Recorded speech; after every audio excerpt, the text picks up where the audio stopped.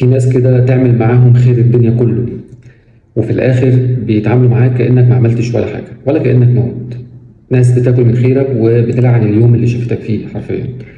ناس بتساعدهم تطلعهم من الضلمة، تنقذهم من شيء، تنقذهم من حياتهم الضايعة، وبيجوا بيكونوا أول ناس بيطفوا نورك وبيحاربوك وعاوزين يهدوك.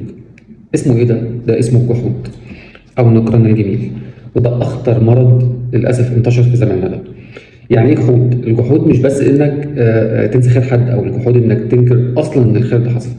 كأن المعروف اتحذف، اتعمل له ديليت، كأن الايام الحلوه ما حصلتش، وكأن اللي وقف جنبك ده ما وقفش ولا عمل شيء ولا قدم لك شيء. الجحود مش بس نسيان، الجحود دايما بيبقى قصد وقرار. زي مثلا انك تلاقي زوجه ناسيه خالص تعب جوزها، ايه اللي هو عمله اصلا علشان يكون معاها في العلاقه دي ويبني بيت ويبني اسره.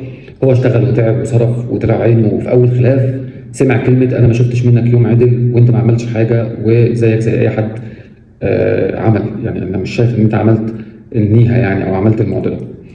واحد تاني بيبقى ناسي خالص تضحيه زوجته وتقديرها، كانت جنبه وهو كان صفر، وكانت بتسهر مع الليالي وتتعب وبتربي اولاده، ولما بقى حاجه ولما بقى واحد انكر الجميل ده وجحده وقال لها ده دورك، انت ما عملتيش حاجه جديده.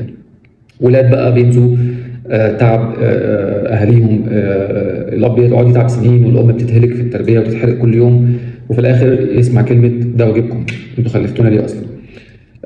تلميذ ما بيعرفش قيمه معلمه نهائي، اللي علمه ورباه وفتح له الطريق ما بيسمعش منه كلمه احترام او تقدير، او ربنا يخليك انت علمتني كتير. موظف ما بيعرفش قيمه مدير ساعده وكان في ظهره، فيوم ما مشي المدير ده بدأ يكسر هو فيه ويكسر في اللي كان سبب في رزقه في يوم من الايام. اخطر مثال بقى لما تلاقي شركه بتتعمد ان هي تستغل موظفيها، ولما بيمرضوا او بيكبروا او يحصل لهم ظروف بترميهم. فالجحود ملوش نوع يا جماعه، الجحود ده طبع ومش موقف. ليه بقى الجحود ده اخطر انواع الظلم على الاطلاق؟ لان الظالم فيه ما بيظلمش مره واحده، انما الجاحد دايما بيظلم مرتين.